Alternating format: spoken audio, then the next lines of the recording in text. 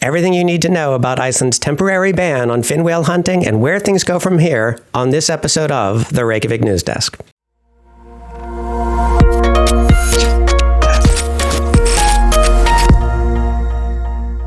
So, as you likely know by now, last Tuesday, Minister of Agriculture, Food and Fisheries Andie Sophia announced that she was issuing a temporary ban on the hunting of fin whales in Iceland.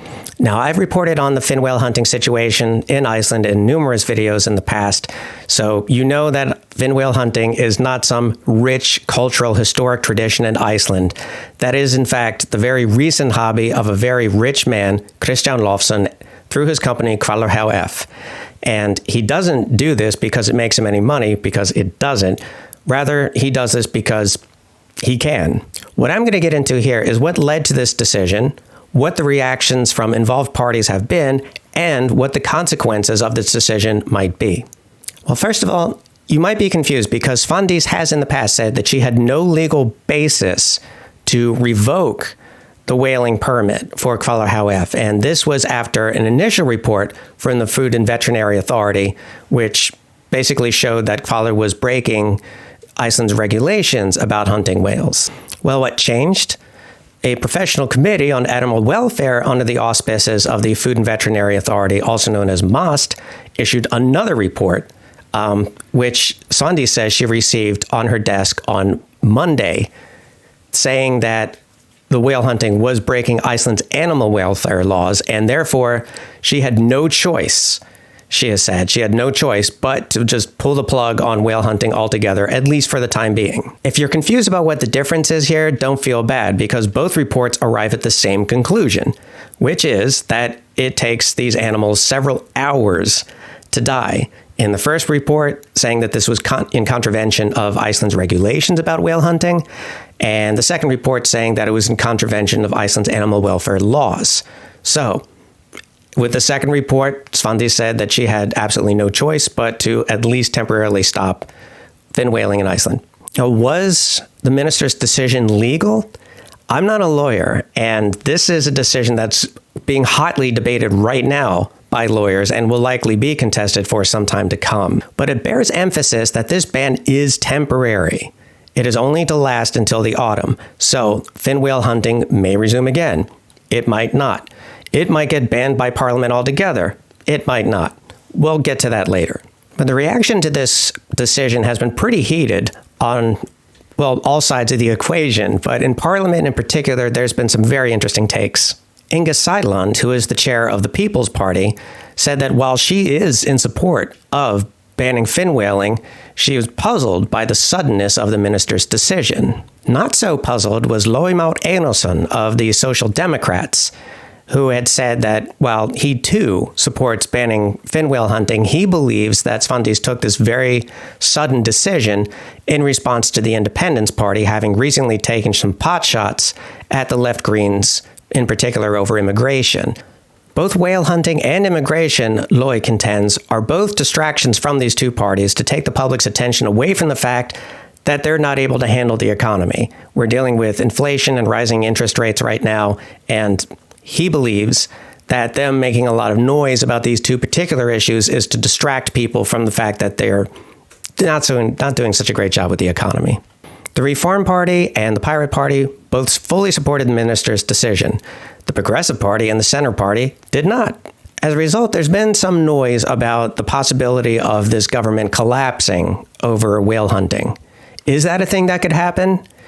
Yes, it could, but it's unlikely for a few reasons. First of all, a poll conducted by Maskina last May shows that many more Icelanders are against fin whale hunting than are for it. Some 51% said that they opposed whale hunting, while only 29% said they supported it. Secondly, elections are less than 2 years away. Meantime, a Gallup poll shows the Independence Party at near historic lows. They're behind the Social Democrats, in fact, and the Progressive Party and the Left Greens aren't doing so great either. So breaking up this coalition and calling for new elections would be incredibly risky for all parties involved. Like, they could do it, it's still a possibility, but it would be majorly risky, especially when the Independence Party and the Progressive Party could get exactly what they wanted just by biding their time until the next elections and hoping for the best. Which brings me to the third point, which is that the Independence Party or the Progressive Party could use the left Greens spearheading banning whale hunting as a bargaining chip for things that they might want in the future. And as I said, after the elections, they might have a chance to reverse this decision altogether. So that's within the hallowed halls of Parliament. But what has the reaction been like closer to the ground? A refrain that is being repeated by the Association of Fishing Companies and Hvalfjarðarsveit, which is the municipality in which Hvalfjarðarhf is based, as well as the Akranes Union, is that this decision is going to cost people jobs and has, in fact, already cost them their jobs. And this is absolutely true. There are some 200 people who work in jobs that are related to the hunting of fin whales. However, as the head of the Akranes Union himself said, there are 120 people working in connection with fin whale hunting last summer, and their average salary was 2 million ISK per month.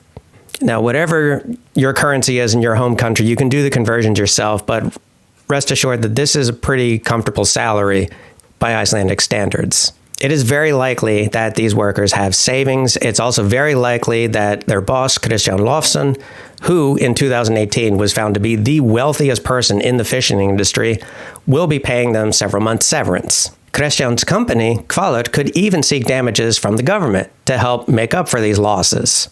Now, I don't want to minimize the psychological impact of waking up one morning and discovering that you no longer have a job when you had received assurances that you were probably going to be at least able to work through the summer.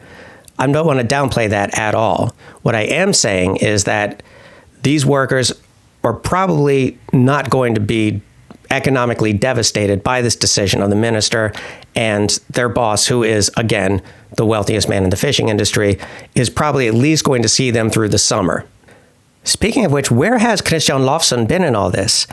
Interestingly, he hasn't been giving a lot of interviews, except to Morgunblaðið, a conservative newspaper wherein he had some pretty choice words to share.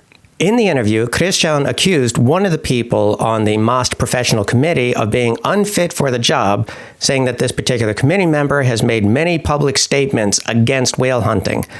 And this particular committee member spoke to reporters and said that this is absolutely not true. He did give a lecture at one point about whaling, but he presented both the for and against of whale hunting. But Kristján reserved his strongest words for Svandís herself, saying that, quote, an extremist communist runs the ministry who hates everything that isn't run by the government, end quote.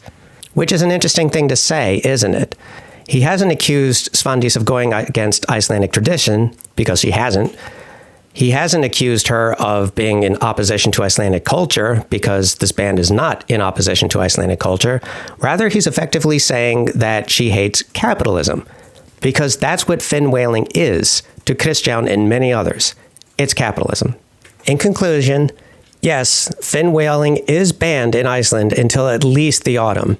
The government will probably survive this. The people who work in fin whaling will probably be fine. But it's the political fallout from this where things get interesting.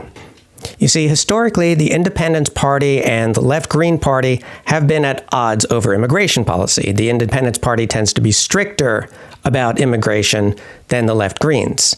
So it's very possible, considering that an outgoing justice minister complained that the Left Greens stood in his way of enacting stricter immigration policies, it's very possible that the Independence Party could, behind closed doors, say, look, we'll back off of you about the whale hunting thing if you back off of us about immigration, and let's make things smoother for the two of us. However, one important point that I want to emphasize here is that even if the ban extends through autumn, even if the minister elects to not renew the whaling permit for Hvalfjarðarhf, even if Parliament itself passes a law banning fin whaling, that still might not be the end of fin whaling in Iceland. Because you see, we have elections in this country, and the next elections are coming up in 2025. And after the coalition negotiations are finished, it could very well be that the Independence Party or the Progressive Party ends up with the Ministry of Fisheries, and they just decide to make hunting fin whales legal all over again. That would not be a surprising result, actually, especially considering how extremely wealthy Kristján Lofsson is. And it's virtually impossible that that much money is not giving him some amount of political influence. But for now, fin whaling is done.